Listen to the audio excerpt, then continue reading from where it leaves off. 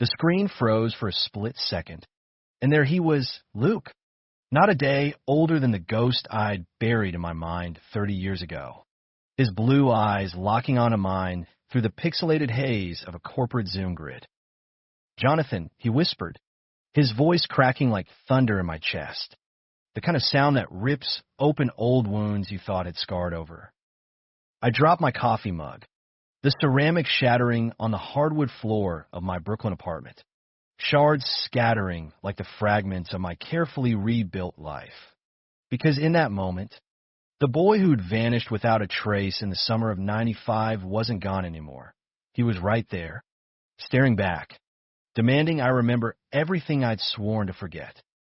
That random Tuesday morning in October 2025, I was just another mid-level exec at a fading ad agency, phoning it in from my home office, the kind of guy who traded dreams for deadlines and quiet regrets. The call was for a pitch on sustainable packaging. Ironic, really, since nothing in my life felt wrapped up neatly anymore. 9 faces in little boxes, suits from Chicago, a barista's tattoo peeking out in Seattle, and then him, Luke Hargrove, grid slot number 7. His name tag read Luke Harlan, VP Strategy, West Coast Division. Harlan? He'd changed his last name? My heart hammered like it did that first time we kissed behind the bleachers at Lincoln High. The air thick with the scent of fresh-cut grass and forbidden possibility. I couldn't breathe. The moderator droned on about KPIs, but all I saw was the curve of his jaw. Sharper now, but still boyish under the stubble. The way his lips parted in that half-smile that used to unravel me. He hadn't aged a day in my memories.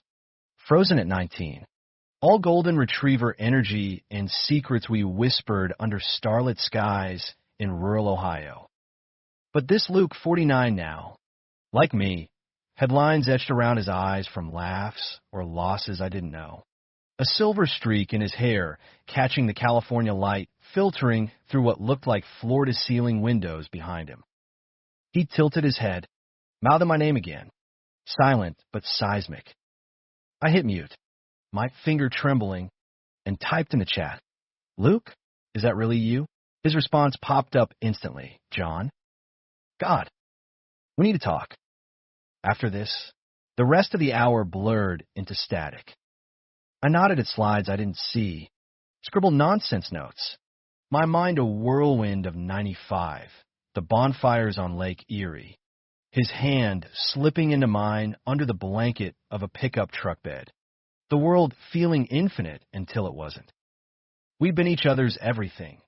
First love, first fight, first fracture, in a small town where being gay was the kind of secret that could get you disowned or worse. My parents were Bible thumpers. His were the golden couple of a chamber of commerce. We hid in plain sight, stealing moments in the woods or the back booth of Dino's Diner, dreaming of escaping to New York or San Francisco, anywhere the air didn't choke you with judgment. When the call ended, my inbox pinged with his number. I stared at it for 10 minutes, phone in hand, before dialing. "John," he answered on the first ring, voice husky like he'd been holding his breath too. "I never thought I'd see you like this." "Not on a damn Zoom call." "Luke," I managed, sinking onto the couch, the city hum outside my window a distant roar.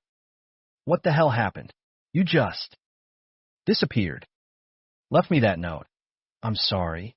I can't," and poof. No calls, no letters. I thought you were dead. Or worse, that you'd come to your senses and hated me. Silence stretched, heavy as the Ohio humidity we used to curse. Then, it wasn't like that. Not even close. "Meet me? I'm in LA, but I'll fly out." "Tomorrow?" I said yes before my brain caught up. That night, sleep evaded me, tangled in sheets that smelled faintly of the cologne I still wore, the same one from high school. A stupid habit. Memories flooded, our prom night fake out, me with a beer date named Sarah, him with Emily, dancing inches apart across the gym floor. eyes promising more. The summer after graduation, when we finally cracked open, bodies and hearts colliding in the back seat of his dad's old Chevy, whispering forever like kids do, blind to the storm brewing. By dawn, I'd packed a bag, called in sick, and boarded a flight to LAX. The plane's hum lulled me into fragments of what-ifs. What if he'd stayed? What if we'd run away like planned? But the truth was uglier. A week before he vanished, we'd been caught, literally. His dad walked in on us in the garage. Tools scattered. Luke's shirt half off. My hands everywhere they shouldn't be in broad daylight. Mister. Hargrove didn't yell. That was the terrifying part. He just stared, face paling to ash, and said, "Pack your things. Son, this ends now."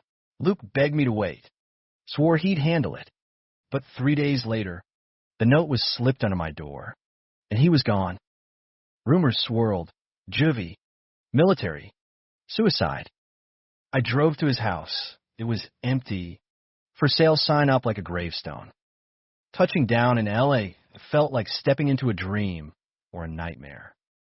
He picked me up at arrivals in a sleek black Tesla, looking every bit the exec tailored blazer, jeans that hugged his runner's build, that same lopsided grin cracking through the polish. "You look good, John," he said, pulling me into a hug that lingered too long, his chin on my shoulder. Cologne different now, citrus and salt, like the ocean we never made it to. We drove to his place in Silver Lake. Windows down, palm trees whipping by, the radio playing some indie track about lost boys. Conversation skimmed the surface. My divorce 5 years back to a woman. Because why not double down on denial? His climb up the corporate ladder. No mention of partners or rings on fingers. "I changed my name," he said finally, eyes on the road. Hargrove was too tainted. Harlan's my middle, clean slate. Inside his modern loft, white walls. Abstract art. A view of the Hollywood sign. He poured us scotch. Neat. The way we used to sneak from his dad's cabinet. We sat on the balcony. City sprawl below like a glittering apology for time lost. "I didn't hate you," he started. Voice low. "That note. It was to protect you. My dad found out. Yeah. But it was more. He had dirt on your family, the church loans, your mom's affair with the deacon. He threatened to expose it all if I didn't leave. Quietly. No contact, or he'd ruin you. Ruin us both." I laughed. Bitter. The scotch burning. "Protect me? You ghosted me. Luke, I spent years thinking I drove you away, that I wasn't worth fighting for. Therapy, meds, the whole American dream of pretending it never happened. And now, you're Harlan, VP, living this life, while I'm still picking up pieces." His eyes glistened, hand reaching for mine, tentative, electric. I fought. God, John, I fought. Enlisted in the Army right after. Lied about my age a bit. Shipped to basic in Georgia. Basic training was hell. Don't ask. Don't tell, era. You know, I buried it deep. Dated women to fit in. Deployed to the Gulf. Lost friends. Lost parts of myself. Came back. Changed my name legally when I got out. Moved west. Built this. He gestured vaguely. But you're in every quiet moment. That Zoom call. It was like fate slapping me awake. We talked until the sun dipped. Words tumbling like confessions in a dimly lit bar. He admitted the betrayal. Not his, but his father's. Who died in '08 from a heart attack. Never apologizing. I unloaded mine. The failed marriage. The string of anonymous hookups in my 20s that left me hollow. The way I'd risen in advertising by being the reliable straight guy, only to crack open at 40. Coming out to a world that shrugged because Love is Love was trending by then. His thumb traced my knuckles. A spark jumping, but we held back. Too much history. Too raw. That first night, we crashed on his couch, fully clothed, a movie flickering ignored on the TV, some rom-com about second chances. Because irony's a bitch. His head on my chest, breathing sinking like it used to. I whispered, "Why now? After all this time?" "Because I can't vanish again," he murmured. "Not from you." The next morning dawned with LA's relentless sun slicing through blinds, painting stripes across Luke's sleeping face, peaceful, unguarded, the way he looked after our lakeside picnics, crumbs of PB&J on his chin. I slipped out to make coffee, the machine hissing like an old friend, giving me space to process. Was this real, or just a midlife mirage? Two broken men grasping at nostalgia to fill the voids we'd carved ourselves? He stirred when I handed him the mug, steam curling between us. "Last night, I didn't mean to unload like that. But seeing you, it ripped the lid off." His voice was gravelly, eyes searching mine over the rim. We ate breakfast on the balcony, avocado toast and fruit. Very California, talking safer ground. My agency's latest flop campaign for a vegan burger chain.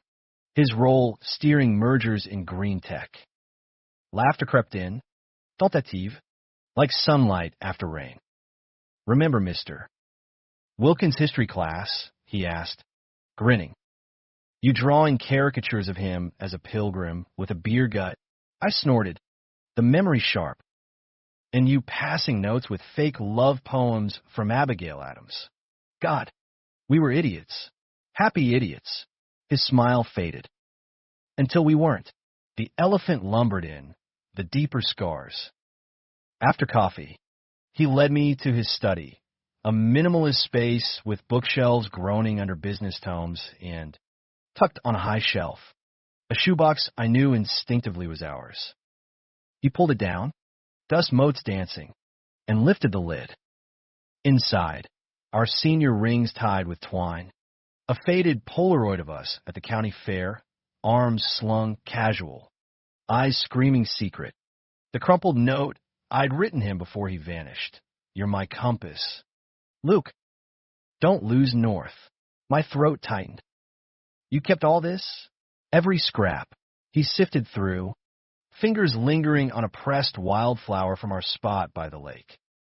It was my anchor. Nights in the desert, sand in my boots. I'd pull this out and remember why I had to survive. Guilt twisted in me, sharp, unbidden. I burned mine. After you left. Thought it'd help me move on. It didn't. We spent the day wandering Silver Lake, reservoir trails where joggers nodded obliviously, a farmer's market bursting with heirloom tomatoes and buskers strumming Dylan covers. Hand in hand, testing the waters. No one batted an eye in 2025 LA. A far cry from 95 Ohio, where a brush of shoulders could spark whispers that lasted years. We bought gelato, share bites like kids, his laugh booming when chocolate smeared my nose. For hours, it felt like we'd time traveled, the vanished years a bad dream, but cracks spiderwebbed by evening. Over tacos at a hole in the wall on Sunset. He dropped the bomb. "I'm seeing someone." Sort of. The word hung, souring the cilantro air. Sort of. His name's Alex. Met him 2 years ago at a conference in Austin. He's a lawyer. Stable. Gets the closet scars without needing the full story. We live together, technically. But it's comfortable. Not consuming. Not like us. I push my plate away. Appetite gone. And you thought, hey, let's dredge up the ex who thought I was dead before mentioning that? What is this? Luke? Closure tourism? His face crumpled. "No, John, it's not. I ended it last night. After the call. Texted him this morning. I had to see if they're still in us." Rage bubbled. Hot and familiar. The same fury I'd flung at shadows after he left. Punching walls until knuckles split. You don't get to vanish twice. Decide on a whim and drag me across the country for what? A what-if weekend? I have a life. Luke, friends, a cat that's probably peed on my couch by now. Therapy bills I can't afford to waste. He reached across the table, but I jerked back. Please, hear me out. Alex was safe. You're the fire I never put out. We stormed back to his place in silence. The Tesla's AC blasting cold against the heat in my chest. Inside, I paced the living room, city lights twinkling mockingly below. Do you know what your protection cost me? I came out to my parents in '98, drunk on cheap beer at Thanksgiving. Dad disowned me on the spot. Sodom spawn, he called me. Mom cried for weeks, then sent pamphlets on conversion therapy. I couch surfed for months. Took that entry-level gig in Cleveland just to eat. Built everything from scratch. Convincing myself love like ours was a fairy tale for straights. Luke sank onto the couch, head in hands. My dad, he didn't just threaten. He drove me to the recruiter himself. Said if I stayed, I'd end up like those deviants in the papers, AIDS headlines. Hate crimes. I was 19, terrified. Thought I'd come back for you once I had money. A plan. But deployment stretched. Then the name change. Therapy of my own. PTSD from Fallujah. The lies piling up. By the time I surfaced, you'd vanished too. Tracked your agency profile last year. Almost called. Chickened out. Empathy warred with anger. A toxic brew. I wanted to hate him. To walk out and book the red-eye home. But those eyes, pleading, haunted, held me. Show me, I said finally. The box. Everything. He did. We unpacked it on the floor. Artifacts of youth. Mixtapes labeled for the road trip we never took. Ticket stubs from midnight showings of The Birdcage, our coded rebellion. A letter from me he'd never mailed. Professing love in looping script. As midnight told. Stories spilled. His first deployment Christmas. Alone in a tent. Toasting with warm Coke to the one who got away. My wedding day. Staring at the cake. Fighting nausea because the groom's smile reminded me of him. Vulnerability cracked us open. Tears mixing with laughter. Bodies inching closer until his forehead rested against mine. Breaths mingling. I love you still, he whispered. Always have. The kiss was inevitable, soft at first, testing, then deepening with 30 years of hunger. But I pulled back, heart pounding. Not like this. Not rebounding off Alex's ghost. We need time. Real time. He nodded, eyes wet. Stay, just. Stay. I did, curling against him in the king bed, the sheets cool and vast. Sleep came fitful, dreams of lakes and losses, waking to his arm draped over me like an anchor. Days blurred into a fragile rhythm, mornings with coffee and crossword puzzles traded like secrets. Afternoons exploring, Griffith Observatory stargazing, echoing our Ohio nights, Venice Beach Boardwalk, where he bought me a leather bracelet, engraving North inside. We cooked burnt stir-fry and salvage pasta, laughing at domestic fails. But undercurrents pulled, a voicemail from Alex. Luke deleting it unheard, my boss's email about the sick day extension, laced with suspicion. By week 2, the high cracked wide. It started with a package at his door, innocuous, brown paper wrapped, postmarked Cleveland. Luke paled opening it. Old Hargrove family photos. His dad's handwriting on a note. Found these cleaning out the attic. Thought you'd want them. Uncle Ray. But tucked inside was worse. A yellowed clipping from a '95 Sandusky register. Local teen missing after family dispute. Foul play suspected. My photo beside his. Grainy school pic. Headline screaming scandal. You never told me they thought murder? I snatched it. Pulse racing. That they dragged the lake? Jesus. Luke, I was questioned by cops. Your mom swore you'd run off with a girl. But the whispers. He buried his face in his hands. Dad buried it. Paid off the right people. Said it was mercy for me for the family name. I didn't know until years later, when I call home from basic. By then, it was too late to fix. Too late. The words ignited everything I'd suppressed. The paranoia after he left. Sleeping with a knife under my pillow, the way I'd avoided lakes for decades. Water turning treacherous in my nightmares. You let me grieve a corpse that wasn't even cold, while you were protecting me by building this lie. What if I believe the rumors? Off myself like half those stories we read. I'm sorry, he roared. Standing. Voice breaking. I was a kid. Trapped. Dad had me sign NDAs. For fuck's sake. Non-disclosure for my own disappearance. Army Psych eval flagged me unstable. I clawed my way through lies to function. We shouted until hoarse. Accusations flying like shrapnel. His selfishness masked as sacrifice. My bitterness a wall he'd never breach. I grabbed my bag, stormed to the door. This was a mistake. We're not 19 anymore. Luke. Some ghosts stay buried. John. Wait, he blocked me. Desperate. I love you. That hasn't changed. Then why does it hurt so much? I shoved past. The door slamming like finality. Uber speeding me to LAX under smog-choked skies. The flight home was a purgatory of recycled air and regret. My reflection in the window, a stranger. Eyes hollow. Bracelet heavy on my wrist. Brooklyn greeted me with autumn chill. Leaves skittering like accusations across the sidewalk. My apartment smelled stale. Cat's judgmental stare from the windowsill summing up my chaos. I texted Luke one line, needs space. Don't call. Then silence. Avoid echoing 95's emptiness. Work swallowed me. Pitches. Proofs. The grind of proving I was fine. But fine was a facade cracking at edges. Nights scrolling his LinkedIn. Harlan. Luke, innovating for a sustainable tomorrow. Wondering if he'd patch things with Alex. A weekend. My therapist, Dr.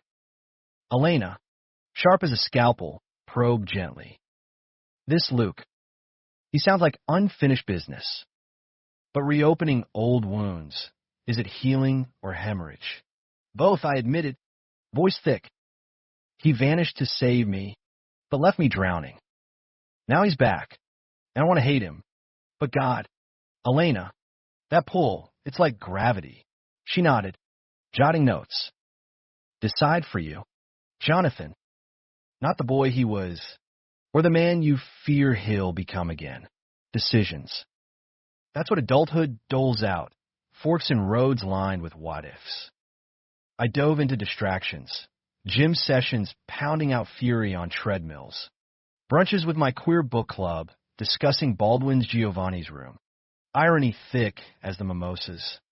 Even a blind date with a barista named Theo, cute, tatted, all easy charm. But his kiss tasted like ash. I ghosted mid-dinner, apologizing profusely, fleeing to the subway where fluorescence buzzed like doubts. Meanwhile, memories ambushed. The time Luke nursed me through mono, smuggling comics and ginger ale past my mom's eagle eye, our coded Valentines. Hearts drawn in margins of shared textbooks. Humanistic, that's what we were. Flawed kids navigating a world that criminalized our love. Finding grace in stolen glances. But grace erodes under betrayal's tide. 2 weeks post-LA, the Zoom calls agency fallout hit. HR email about unprofessional conduct, my frozen face.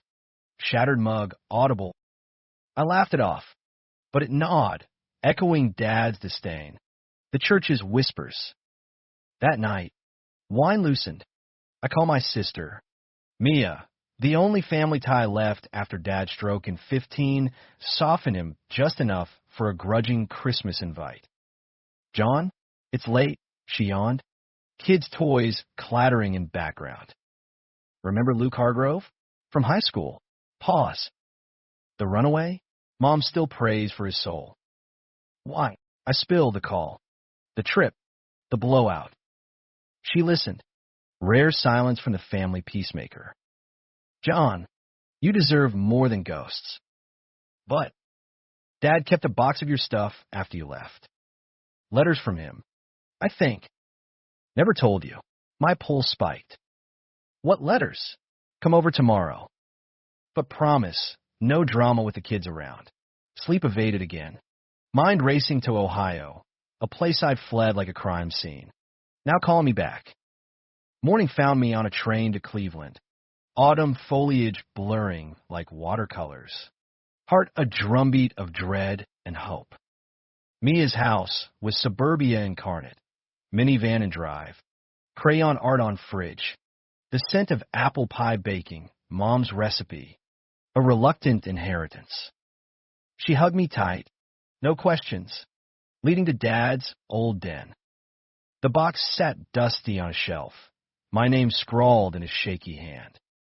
Inside, atop report cards and baseball cards, a stack of envelopes. Postmarked Fort Benning, then Kuwait, then California. Luke's handwriting, faded blue ink. I tore one open.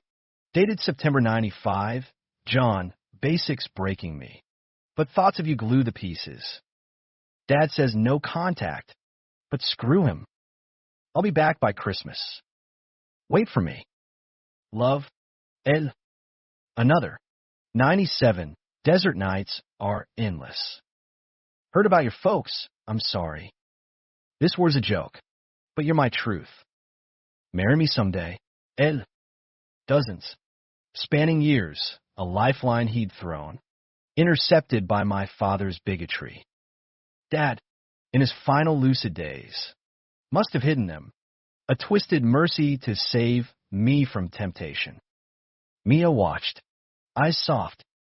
He kept them for you, I think. After the stroke, he mumbled about regrets. Said you were the strong one.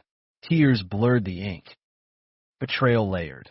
Luke's silence born of threats. Mine of ignorance. I pocketed a few. Hugged Mia fierce. Thanks. For everything. Back in Brooklyn. I paced. Letters fanned on the coffee table like evidence. My phone buzzed. Unknown number. Voicemail. Luke's voice. Wrecked. John. It's me. Alex and I are done for good. Found something in the mail today. Your bracelet. Mail back with a note from a Jonathan Reese in Ohio. If that's you, call. Please. I can't lose you again. The bracelet. I'd yanked it off in anger at LAX. Shoved it in my pocket.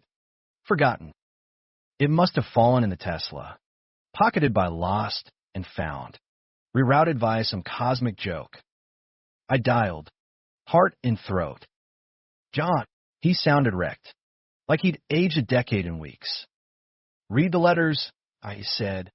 Voice steady by miracle. All of them. Dad hid them. I never knew. Silence. Then a choked sob. Oh God. I wrote hundreds. Thought you hated me. Moved on. Come to New York. Now. He did, red eye. Landing at dawn. We met at JFK. No words. Just collision. Arms wrapping. Tears soaking collars. The bustle of travelers parting around us like a red sea of second chances. In my cab home, his hand in mine, we pieced the puzzle, his father's web of small-town leverage. Dad's intercepted mail as parallel cruelty. The misunderstandings compounding like interest on a debt neither owed. But peace was fleeting. That night, over takeout tie in my cramped kitchen, he confessed the final secret, the one that could shatter us anew. Before I left in 95, I got a girl pregnant. Briefly. Dad's doing, to straighten me, arranged a setup with his secretary's daughter. She miscarried early. It was hushed. But it haunts me. John. That choice, even forced, marked me. The room tilted. Controversy crashed. The ultimate betrayal to our love. A heteronormative trap we'd both dodged, but he'd stumbled into. Anger flared, not at him, but the system that weaponized bodies against us. Why hide it now? After everything. Fear, he admitted, eyes down. That it'd make me irredeemable in your eyes. That I'd tainted our pure thing. I cupped his face, forcing eye contact. We're human. Luke. Messy. Scarred. That doesn't taint, it deepens. But we face it together. No more hiding. We made love then. Not the frantic youth of 95, but slow, reverent. Bodies mapping changes. His scars from shrapnel. My softness from desk life. Every touch a reclamation. Afterward, tangled in sheets, he traced my ribs. What now? Your job. My life in LA. Transfer, I said. Bold. Or remote. We build something real this time. No vanishing acts. He smiled. That lopsided promise. Deal. Winter crept in on New York's heels. First frost glazing the East River. Holiday lights twinkling premature against gray skies. Luke stayed, subletting his loft sight unseen, crashing on my futon until we upgraded to a one-bedroom in Williamsburg, exposed brick, bay windows framing the bridge, a kitchen big enough for two to maneuver without elbows and ribs. It was domesticity with teeth, arguments over whose turn for dishes, laughter at burnt toast, the slow thaw of trust. He landed a remote gig with an NYC startup. Green Energy Consulting. I pitched a campaign on queer history for Pride Month, drawing from our story, anonymized. Of course. Outwardly, we were that couple. Brunches at Buttermilk Channel. Weekend hikes in the Palisades. His hand in my back pocket as we strolled the High Line. Unapologetic. Friends adored him. Mia visited once. Hugging him like a prodigal, my book club grilled him on army tales. Eyes wide at the grit. But undercurrents simmered. PTSD nights. When he'd wake, thrashing. Gulf sand in his screams. My panic attacks. Triggered by water views. The lake clipping mocking from afar. Therapy tandem. DR. Elena took us on. Her office in neutral ground for unpacking the 95 bomb. Betrayal isn't one-sided, she'd say. It's a cycle, your father's legacies. Societal shrapnel. Break it with radical honesty. We did. Mostly. Letters from the box became rituals, reading aloud over wine, dissecting the boyish vows against our weathered realities. This one's cheesy. He'd chuckle at a 96 missive promising eternal road trips in a VW bus. But damn if I don't still want that bus. One evening, snow dusting the sill. He proposed, not with a ring, but a folded map of Route 66. Marked with pins, Ohio start, California end, detours for diners and dunes. Our do-over, he said, kneeling dramatic. Marry me, John. Not for show, but for us. Tears pricked. I pulled them up, kissing fierce. Yes, but equal. No heroes. No ghosts. Wedding planning was chaos humanistic. Small ceremony at City Hall. Witnesses Mia and Theo, the barista. Now Thapal. Vows handwritten. I choose you. Scars and all. Reception at a Brooklyn speakeasy. Toasts laced with 95 anecdotes. Laughter cathartic. No families beyond Mia. Luke's Uncle Ray sent regrets and a check. Tainted but accepted. Dad's absence loomed. But in a quiet moment, I scattered his ashes vial, stolen from Mia's mantle, into the Hudson, whispering forgiveness for the boy he'd tried to bury. Honeymoon was the map. Driving west in a rented Mustang, VW2 cramped. Chasing sunsets. Ohio first, standing at our lake dock. Dusk, painting the water rose. His head on my shoulder like the ghost of youth. Full circle, he murmured. We camped, stars blanketing, making esmores and memories. No secrets lurking, but climax brewed unexpected, as life scripts it. Midway through Arizona, red rocks glowing, my phone rang, unknown Ohio area code. Mia, voice trembling. John, it's Dad. Stroke again. Doctors say. Hours. Maybe. He's asking for you. For the boy. The world narrowed. Dad, 82. Frail. The man who'd called me abomination. Hidden love letters like contraband. Regret or manipulation. Luke squeezed my hand at the wheel. Go. I'll drive through the night. We barreled east. Canyons blurring. My mind a storm. Phantasms of disownment. The church pulpit thundering damnation. Yet fragments of tenderness. A childhood fishing trip. His rare proud of you. Son, arriving at the hospice in Cleveland. Sterile halls reeking of regret. Mia met us at the door. Eyes red. He mellowed these last years. After your wedding pic, I snuck him. Well, he cried. Said he was wrong. In the room. Machines beeping dirge. Dad lay shrunken. Oxygen mask fogging. His eyes fluttered open, faded blue. Like mine. John. Ethan. Wheeze. The boy. Luke. I nodded. Throat tight. Luke hovering silent behind. He's here. Dad's hand veined.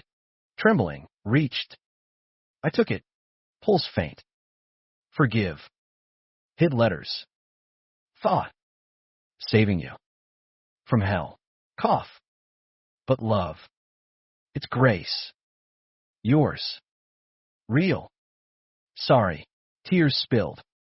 Not absolution entire, but a crack. Human frailty laid bare.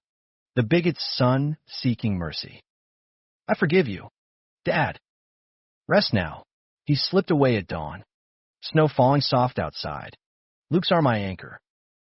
Funeral was small. Mia's eulogy on redemption. Uncle Ray nodding awkward. No speeches from me, just quiet graveside, scattering wildflowers, whispering to the wind. We're okay. Back in New York. Spring unfurled. Cherry blossoms in the park. Our balcony garden thriving under Luke's green thumb. Challenges lingered. His nightmares easing with EMDR. My agency's promotion hinging on the pride pitch. It landed. Billboard in Times Square beaming our sanitized story. We fought over his stubborn independence. My trust ticks, but reconciled fiercer. Therapy our compass. 1 year post-wedding. On our dock revisiting trip, he surprised me. A real compass. Engraved north us. Under that sunset. Water lapping gentle. Wildflowers nodding. We made promises anew. Bodies close. Hearts synced. No vanishings. No veils, just two men. American as apple pie and endless roads. Loving through the grit. Life's not fairy tale. It's novel. Twists. Tears. Triumph small. But in Luke's eyes, I saw a 95 spark. Tempered to flame. And that, in a world still wrestling its shadows, was enough.